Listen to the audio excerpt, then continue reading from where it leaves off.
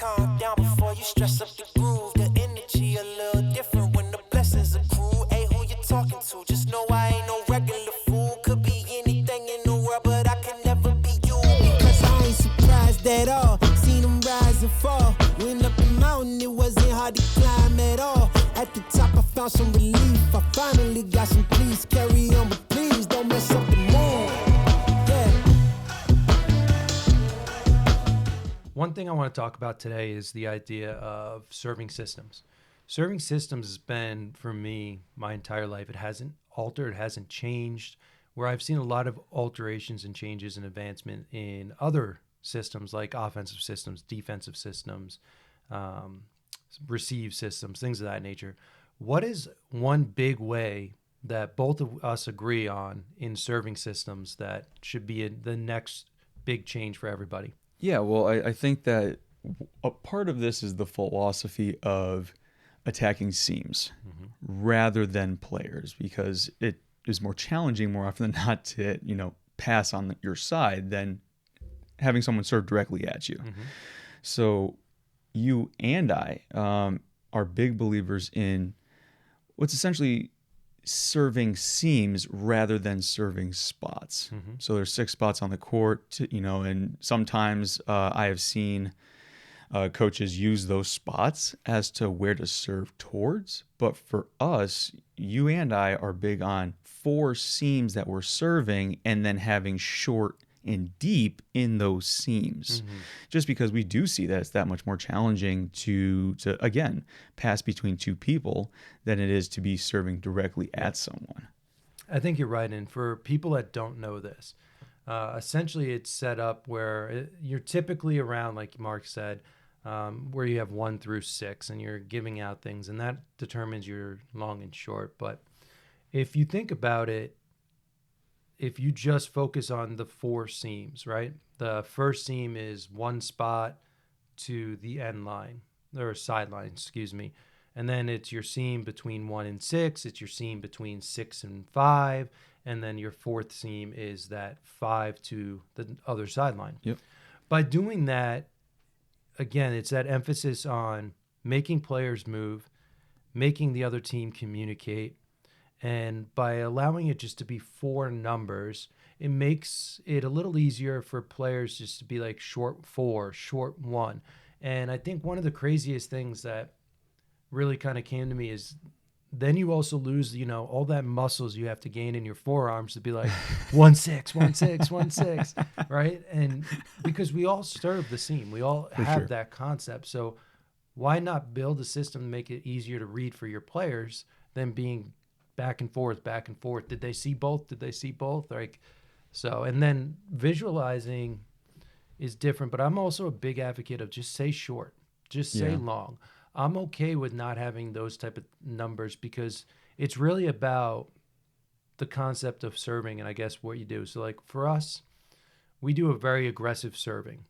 But our aggressive serving isn't necessarily just about getting aces. It's about jamming up offensive. Yeah. And that's what it's about, because if you're looking for high aces, you're not going to win games purely on aces. You're going to win games based off of the in-system, out-of-system battle. Exactly. And what those percentages are. And the more that you can keep them out of system, obviously, the better it is for you. So being offensive with your serving is a big part of both of our philosophies, I believe.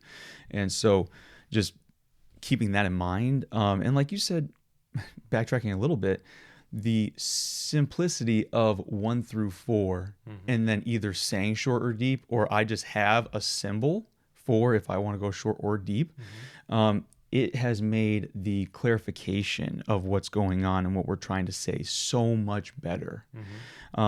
You don't have to worry about the blinking thing like you said, right? That's one less thing that we have to worry about. It's one less thing that they're trying to read as they are mentally preparing in the back, at the end line, which is another thing that I think as coaches, you might lose sight of sometimes, is how much time you actually give that person to prepare that serve. You hear that whistle, if you're still talking to them, that makes a big impact, right? Yeah. So, going back obviously to the seam aspect though, it has been so beneficial for us, especially having the mindset of we're not just trying to get aces.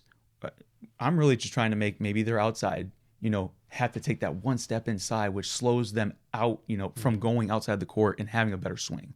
It's little things that it's almost like these little battles Yeah. that you're trying to win before the ball even comes back on your side. Yeah. And that's the big part. And that's why being as crystal clear in serving is important. So I feel like I see it a lot, and I've done it in the past, is that idea of don't serve the libero, don't serve the libero. And with this, it gives you opportunities to show people, all right, we're not going to serve libero. So what we're going to do is we're going to serve the person next to him, but on the other side. Yep. So that there's no like, oh, well, the libero can take over and take that seam away and take balls. So now we're kind of creating that idea that you can go even further, right? Yeah. Or you can go 3 away from her, essentially, if you think about it. So this serving system has a bunch of opportunities in it. And I think, like Mark was talking about, is that idea that your players also need to understand the purpose of the serve, right? Yeah. So I'm all for aggression. I'm all for that. But let them know what purposes you are trying to serve, right? Yeah. For instance, a big one, right? You got these players, these middles, and they're covering and running these big slides. So by serving short to that one seam, you're going to bog up that entire slide area Yeah. that allows you to eliminate a hitter right off the bat, which now, if you can take 3 hitters and eliminate them to 2 and take away their quick attack, that's huge. And that's where you start winning those, kind of stealing those points and Yeah. winning that in-system, out-of-system kind of battle. That becomes the difference between a win and a loss. For sure. It really is just the more transparent I've been with the athletes that I coach and showing them the reasons as to why we're serving specific places and stuff like that, it clicks so much faster. We don't need to keep it a secret. We don't even need to keep it a secret with our opponents. You can very easily just be saying where you want to serve. That's it. I feel that athletes find that not more intimidating, but then when they know that it's going to them, they're already trying to prepare on a different level than they normally would, which is obviously going to help you that much more. So it's a strategic thing as well. So I've always been intrigued as to how can you improve serving, and I recently the past 2 years using the seams instead of spots or players back there, I've just had, in my opinion, an ability to actually be more creative and customize more specifically where I do want those serves to go. A challenge that I've had though are seams 1 and seams 4. So the ones that are next to the sideline and the percentage of those serves that are just hitting the sideline. And so one way that I've avoided that is helping our athletes realize that we're asking them to go in the middle of the seam for seams 1 and 4, right? Give yourself a little bit of an opportunity to have a little wiggle room, because it's up to that passer, right? In zone 1 or zone 5, make them make that 50-50 move, because that slight hesitation might give them that pass forward, which then now you can strategize your defense to be ready for that out of system outside swing. Yeah. And that's big. And I think, like Mark's alluding to, it's all about decisions, right? We don't want to put a serve over that a decision is not required, right? Yeah. By serving a seam or serving, whether it's in or out kind of idea, makes everybody on the other side have to make a decision. It allows for those players to have to think a little bit more, where if you're serving spot 6, there's going to be someone most likely just standing there, and it's like, all right, these 2 people can release. They don't have to worry about it. Exactly. So with that said, now let's talk about the other side of this. Okay. So obviously 4-seam serving, that's big. Now adjusting passing systems to overcome it. How do you kind of do that? And what are some ways that you adjust your passing system to make sure that seams are covered well? With obviously the serve's point of view is let's make them think and move around as much as possible. But now as a coach on the other side, what are those things that you've kind of put into your system to make sure that, all right, it's normal, it's streamlined, we know what to do? Yeah, I think that it starts with communication, because in my philosophy in passing. I'm a big believer in it. Whoever's back there that can take more to help others, with the offensive system and running things a little bit faster, I would want them to do that. So that was one part, is just the getting comfortable having that consistent communication with each other before every single serve. And some coaches hold their athletes accountable maybe for a drill or something like that. In order to have that be something very consistent, you have to be on your athlete's case pretty, often about that. Hold them accountable to it. So that really helped. But then also having the conversations about what is it that we are actually saying to each other. Are you listening to what that person is saying? Or are you just, oh, this is just typically where we're supposed to go? Seams right, seams left, short, deep, I got this. It's thoughtful communication. It's communication with a purpose. So that was kind of where I really made sure that there was a strong foundation in that. And then from a training perspective, we do a lot of breakdown work of passing outside of our body. Yep. That's something that has been... It really does pay itself off in regards to the more comfortable that your athletes are passing outside of their body on both sides. In my opinion, that's my passing philosophy, the better. And so the more reps that they have, and when you get to really break things down, I call it like a freeze frame, for example. Like after that pass, we're going to freeze frame using technology that we have, and then seeing, okay, what does that look like? What do we have to change from there? And you can almost help your athletes become their own instructor because they're expanding their volleyball IQ through that communication. Yeah, I agree with you. And I think we're very comparable in this sense as well. And we're all about outside your body, playing outside your body. You create better angles outside of your body frame. So if you're within your hips, it's actually very hard to create the angles that you need to, especially if you're talking about getting the ball from the 5 spot to the setter. Yeah. Right? Those are tough angles. And I think you're right. And I think to add on to your communication part is also the importance of what not to say. True. Right? Yeah. It's such split seconds that you cannot be doing these type of things. And this is one of the words that bothers me the most is yours.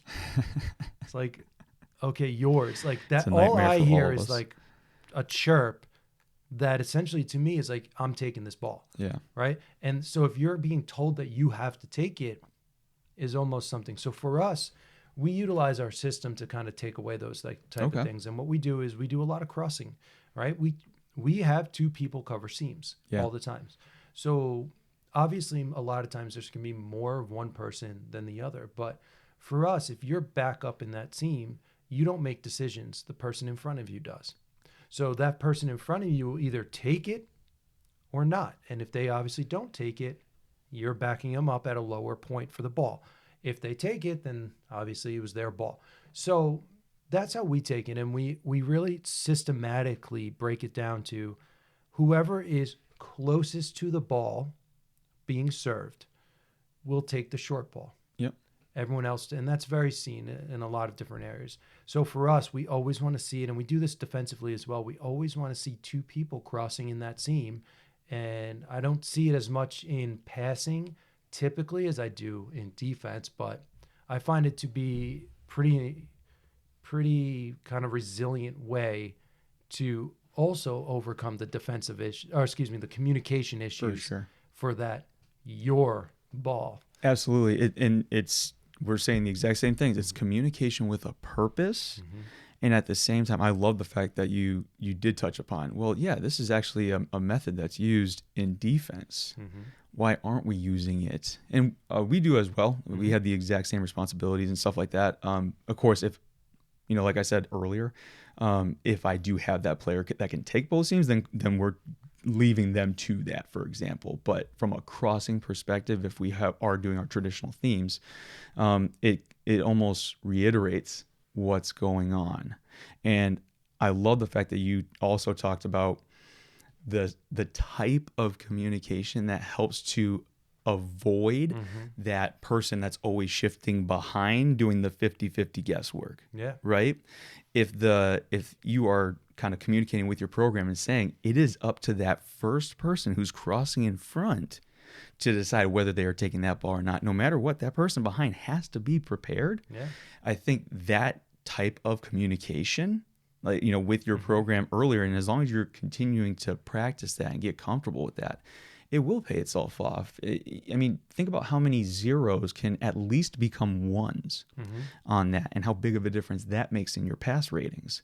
So I really do enjoy the fact that, not only you talked about how we do seams, but really more so the communication that needs to be addressed when you're instructing with your athletes. Yeah.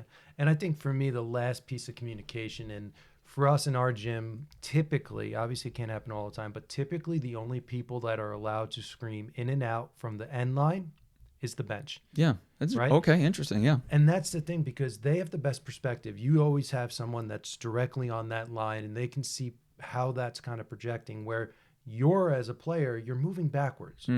So yes, you can have such great kind of court sense and be able to have that feeling. There's the obvious ones, things of that nature. But for us, if you don't hear your teammates yelling out, out, out, we tend to err on play the ball. I'd rather see that ball played than get an instant point versus it not being played. I'd rather fight those scenarios where we have an opportunity versus zero opportunity because we just gave it up. Yeah. Right. So we're big on that, and we try to engage our bench into being that communicative with our passers, because they have a better viewpoint than you do. Yeah. And that's really just about perspective. And I think that's important in that kind of communication way. It also provides a special role for athletes that are on your bench at the time. And we have athletes that do a phenomenal job on the bench and being loud and being supportive. And so when you give that role to your bench, I think that more often than not, they tend to embrace it. And it gives them that sense of, I am making an impact in the program.